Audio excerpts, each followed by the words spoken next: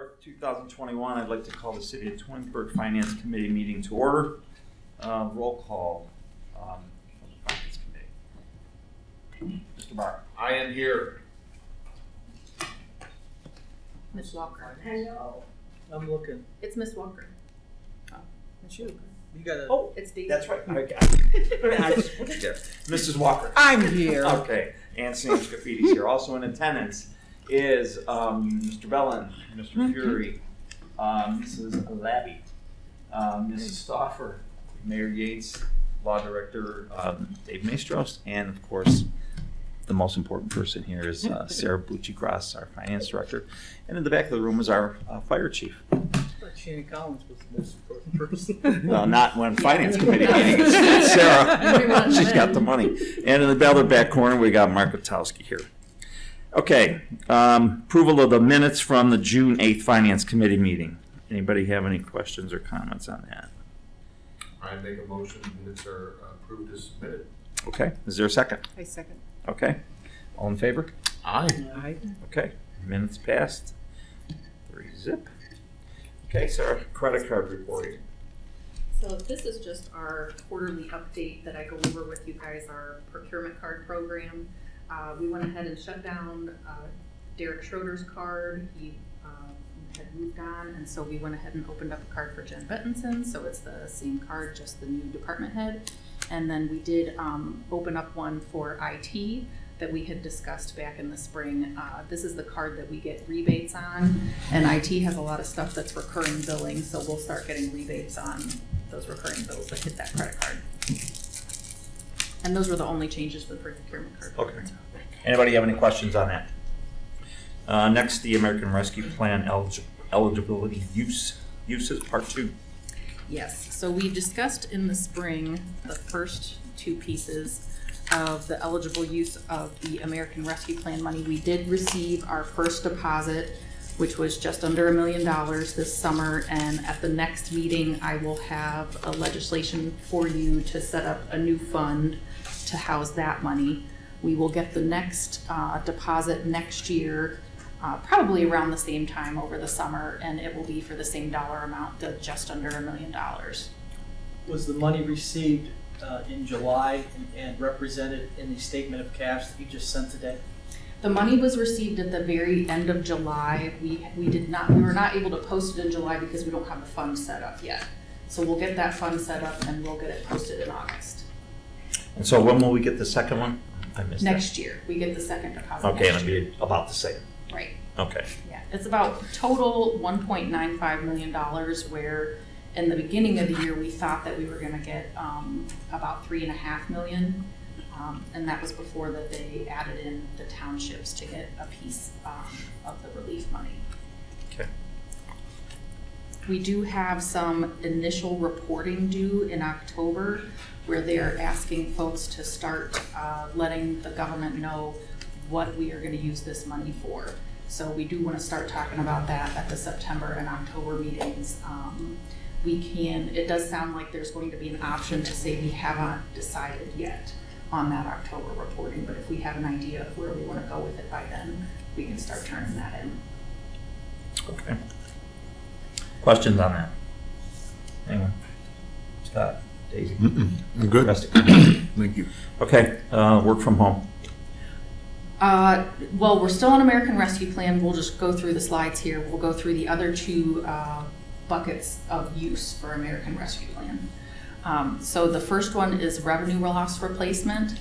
So it's a little bit small up there, but you do have the slide presentation in your email if you want to bring it up. I wanted to go over revenue loss replacement. This is our third bucket, if you will. And how it works is that you do a calculation based on the revenues that you took in your base year. So our base year would be 2019. Mm-hmm. There's a whole lot more revenues that you can include in this calculation, but I just picked up income tax collections just for sort of ease of doing the calculation. So in 2019, we collected $23.5 million. In 2020, we collected $22.6 million. Now, the other piece of that puzzle is there's a built-in increase at a minimum rate of a 4.1% growth. Now, I don't know that we would have seen 4.1% growth in our income taxes in 2020, but those are the federal guidelines that's what we would use as our minimum. If we would have had that 4.1% growth, we would have collected just under $24.5 million last year. So just in 1 year, that revenue loss replacement is almost the full amount of the money that we would get from the American Rescue Plan. It's $1.9 million. And you can do that calculation for 2020 all the way through 2023. So if we wanted to use the American Rescue Plan money for revenue replacement, and we'll talk a little bit about the work from home a little later in the presentation, we can do that. If we went that route, we could then use that money towards some of the things that we've already been talking about with the American Rescue Plan, but we wouldn't necessarily have to follow the American Rescue Plan guidelines in doing the programs that we want to move forward with.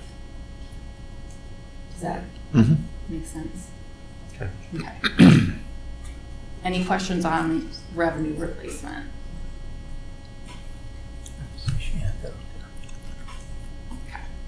Okay. And we've talked a little bit about investments in infrastructure. You can use it for water and sewer programs, the clean water drinking, and you can also use the money to go with a project that might also be eligible for other federal programs like the EPA has, and there's a couple listed up there. The other big piece of the infrastructure that seems to be talked about a lot is broadband. I know Summit County is really interested in that eligible use, and they're going around and meeting with all the communities in the county to see what participation that they might want to go forward with in their broadband program. We have a meeting this week to get a little bit more detail on that, and we'll pass that along to you after we, or are we rescheduling that? Oh, okay. So that meeting will be rescheduled, but when we do have it and we get more information, we'll bring that along to finance. Any question on the infrastructure? Okay. Wow. So now we're on to the work from home update. So we've been talking about this a lot, really since the pandemic started, that we had this exception when everybody went to work from home, that if their home office base was still in Twinsburg, they would still pay Twinsburg tax, even if they were working from home in Solon, Macedonia, wherever they live. So that is ending at the end of this year. So if the folks don't come back to work in the city of Twinsburg, they will start paying wherever it is that they live, wherever they're truly working from. And also the legislation that was passed allows them, if they were not coming into the city of Twinsburg to work this year, to get that money back. So when they're filing their tax returns next year, they could get a refund. And so Larry has been working really hard, and so has the mayor, and they've been keeping me informed on what's happening with especially the local office employers. We have a couple big ones. They are not back to work in the city at this time, but we are keeping in contact with them to know what their return to work plans are. But since they're not back to work at this point, we do know there's going to be some refund exposure there during next year's tax return season. Oh, okay. Okay. I guess if I was paying 2% tax in Twinsburg and I was paying 2% tax in Solon, and my office is in Solon, but I've been there twice in a year, what's the benefit to me to try to get my income tax back? Because then if I didn't pay Solon, I have to pay Twinsburg anyway. So isn't it just a wash? There will probably be people that do not file for the refund if it doesn't necessarily benefit them. But what is most likely going to happen is the communities are going to start reaching out to get that money, because if they have folks that aren't coming into the city to work, they're going to want to get that money from the residents who stayed home to work. So that's kind of part of the discussion that was happening down in Columbus during this legislation, is there's there's gonna be a lot of paperwork involved on getting the money to the right communities and how that happens between the folks that collect the taxes, the employers have to sign paperwork, so they're still sort of working all of that out. But just because the person doesn't necessarily want to file for the refund doesn't necessarily mean that the community they live in won't work with the employer to try to see, hey, did you work from home and you should be paying us, not Twinsburg if you did It's not really. Yeah, there is, I mean, I receive messages from residents that are excited about now giving Twinsburg, you know, their income tax versus another municipality that they don't live in. So it just really depends on how, you know, we want to approach it in terms of reaching out to the residents to say, hey, you know, there's this new legislation allows you to, you know, move your income tax, you know, from where you currently are to the city that you live in. And so, and some of it will come into play, like, yeah, if it's equal, or if they're in Mayfield Heights, which is 1.75, are they motivated to move it to Twinsburg and pay another 0.25%? You know, so, you know, it'll be interesting to see how it all plays out. But the employers, starting January 1, will be withholding for where they're working. So if they're working from home, that's when they'll start withholding starting January 1. And is that for the foreseeable future? Like that's like forever moving forward? Right. It's essentially Okay. just going back to the way that it used to be before the Okay. pandemic. They sort Okay. of gave us this exception because everybody went to work from home, and there's a lot of places that would get hit really hard, you know, if they weren't still getting those collections. I was gonna say, the Solon thing, that was actually me. Is there penalties for, That's me. How do you? is there penalties for employers to, like, not do that or get that wrong?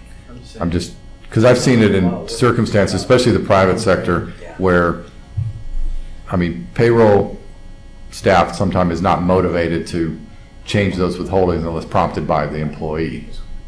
So I don't know if that, I would assume that most employers are going to want to follow the laws in place, and so they'll change their withholding accordingly.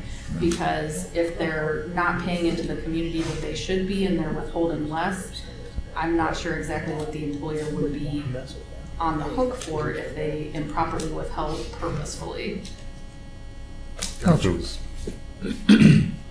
well, I guess it's purposely, but, Yeah. okay. So, any other questions there on the work from home update? Anybody? No, we're good. So we had talked about in the spring a couple of projects that we were thinking about for City Hall. And I just wanted to talk over with Finance Committee and full council, since we're all here, on if we want to move forward with either one of these projects. The first is the council chambers technology upgrade. We would be looking for some money to change a couple things technology-wise to enhance the streaming capabilities and to turn this room a little bit more training situated, so that there would be different monitors and things that you could put up on the walls. Mark has been working with a couple different companies to get different pricing, so total cost of the project is just under $30,000. I know a big piece of the project is the mics. He really is looking forward to getting better sound quality for the streaming purposes, and for minutes and things.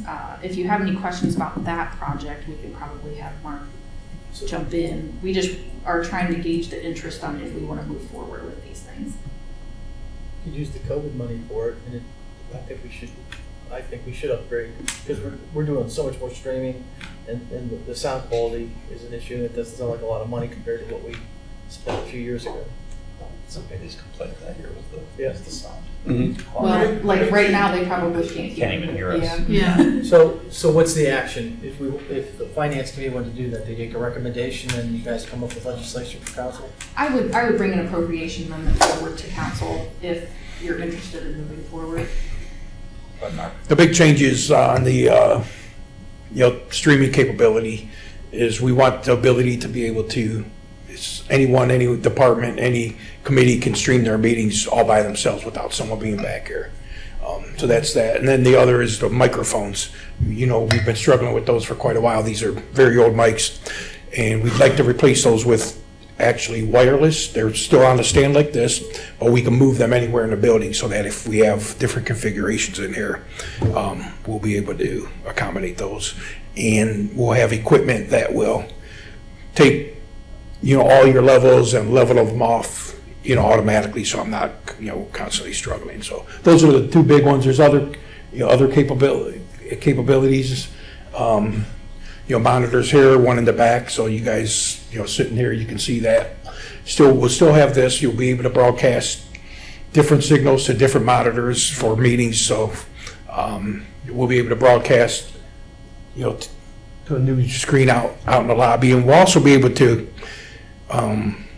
pretty sure through our network, we can run just, slides in all of our buildings wherever we have TVs right now. Fitness center, we can control that and just do messaging. Over here we'll have the agenda for the meetings on the side. So, upgrading that type of stuff. So, I like that. Thanks, Mark. Yeah, I think that's. So if you want to move forward, I'll bring an appropriation amendment.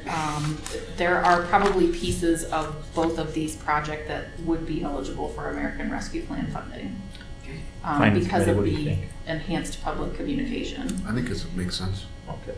Casey, I agree with Mark. you agree? Okay. Council, the rest of council? Yeah. Good. yep. Yeah. And then the other project was the electronic signage for City Hall. There's a little mock-up there. In the past, those have run us like $20,000 to $25,000. So if you're interested, we can get a more firm quote. We would have to rebuild the base out there because I know the base is crumbling under the current. Like it's where you put the little letters in the thing. I don't know what that thing's called. Marquee. There you go. In the marquee. Thank you, Chief.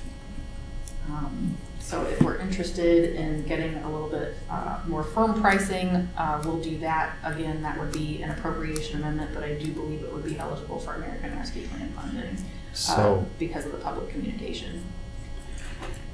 Okay. So you got Station 2 and Fitness Center. All those are the previous signs.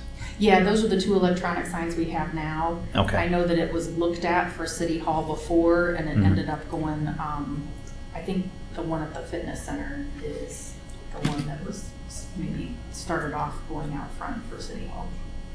So what you're showing here is that it looks like a fixed sign in the middle, and then, That's just a mock-up. I mean, we can change the design, and I know, Shannon's been copied on those emails, so she can work with you on what you'd want that to look like. looks like TV screens on the side. So we're going to be outside and have our council meeting. You can see us live outside. We I got don't know people how sitting that- around in the I yard don't know if there. it's that fancy, but it would be similar to the fitness center sign with the Yeah. changing images and things.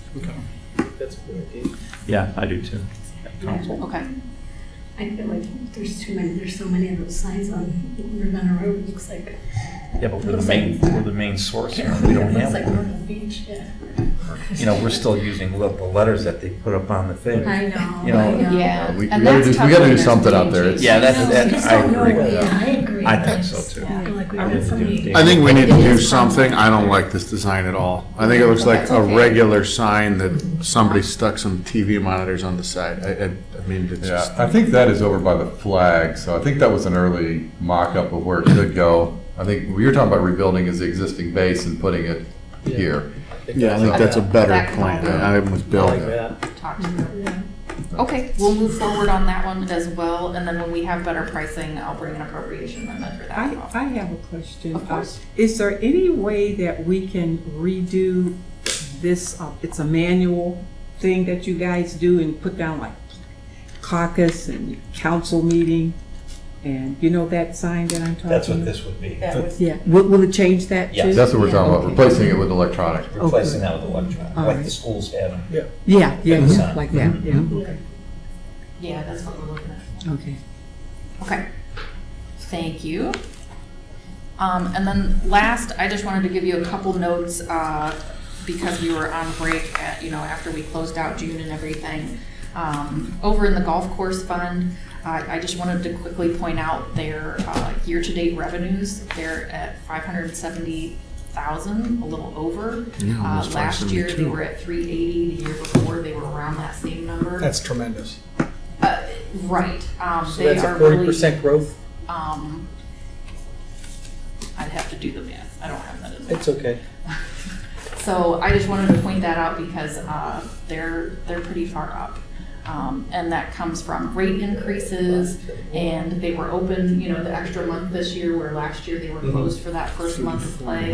And then also just the increased interest in golf. Yeah. It really has had a resurgence during the pandemic, and it seems to be continuing. So I know Brian and his guys and Jim and his folks, they're hustling out there. They are busy every day, all day. I think on Saturday, Brian said he did like $11,000. That's awesome. In a day. And last year, That's no food and beverage, Yeah. that's just golf, we've subbed all that out. and if I'm not mistaken, last year was our best year ever out there, right?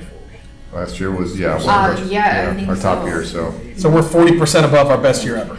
we're, Am I reading that right? we're exceeding Okay. that. So, Yeah. I mean, you can't get a tee time really, Glenn. Right. Yeah, you can't, you really can't. That's me. Yeah. Yeah. See, I'm doing it different. I'm taking the Okay, 500. so, and then over in the fitness center fund, so at the fitness center, they've really done a good job at controlling the expenses while, we kind of need to see what happens in membership over there. Almost 50%. Fitness centers had a little bit different experience than the golf world with the pandemic, and it has not really recovered over there, but through controlling their expenses and the water park having a good year this year. Last year at this time, our subsidy was just under $200,000. This year, our subsidy is $22,000. So That's they're awesome. really doing the best that they possibly can to pinch their pennies over there and find new creative ways to make money. And then last item on this one is the citywide budget. I just wanted to point out that our target through June would be 50% of revenues collected and 50% of expenses incurred. Right now, we're at 55% of budgeted revenues collected. Sorry. No, it's okay. I just, if you have a question. Percentage. Teacher. Oh, you guys are doing, okay. They're still No, on, you're they're still on golf. Oh, the they're teacher still in talking me. golf. Focus. Yeah, I mean, it's a crazy number, and they're really, Brian's expecting to crack $1 million here soon. right. Really? Yeah, I mean, the increase is 191,799. It's It's almost crazy. 50%. It is crazy out there. Actually, if you know anybody that wants to work out there, they could really use Yeah. people. We need seasonals out there They need seasonal bad, help, bad. because the kids are all going back to school, so they're losing a lot of their employees. Can you rake a bunker? We need that. Yeah, yeah, bunker rakers, In the lounge. weeding, golf cart guys. Well, I could read. Okay, sorry. We're out of control. I'm sorry, we're out of control. All right, get back to you. Go ahead. Gosh, I was just trying to point out a couple happy news items. I didn't know if you could be that happy. So 55% of budgeted revenues have collected. Part of that is because income tax returns are due in the spring, so we do see a bump in the first half of the year. We're at just under 46% of budgeted expenses have been used, and that part of the reason is that we do have some of our big expenses towards the end of the year when we fund our like our capital improvement fund, and we have our big debt service payments towards the end of the year. But so far so good for this year. Okay. And that is what I have for presentation this evening. Okay. Next, any questions or comments? Thank you. Yeah, thanks. Thank you. All right. Okay, hearing none. Any miscellaneous under finance? Daisy, Scott? Nothing. Council? Okay. Our next meeting will be on September 28th, 6 o'clock, I assume. Yes, and we have capital improvement board on Next, August 31st at Next 5:30. Tuesday at 5:30. Yep. So anybody from finance that wants to attend that, I should have all from Parks and Rec for their capital requests next week. And then we'd be every Tuesday after that until finance meets again in September. Okay. All right, sounds good. That being said, we are adjourned.